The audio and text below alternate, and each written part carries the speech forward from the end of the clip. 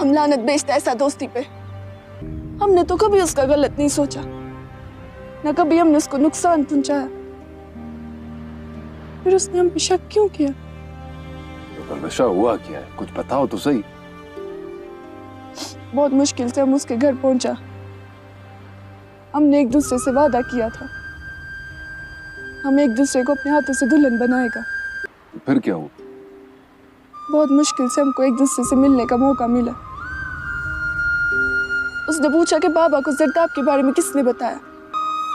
हम उसको सारी बात बताना चाहता था, बस अभी हमने इतना ही कहा था कि गलती हमसे हुआ है। उसने हमारी तरफ नफरत से देखा, हम पे शक किया। गलतफहमी हुआ, जब उसको असल बात का पता चलेगा तो उसका दिल साफ हो जाए।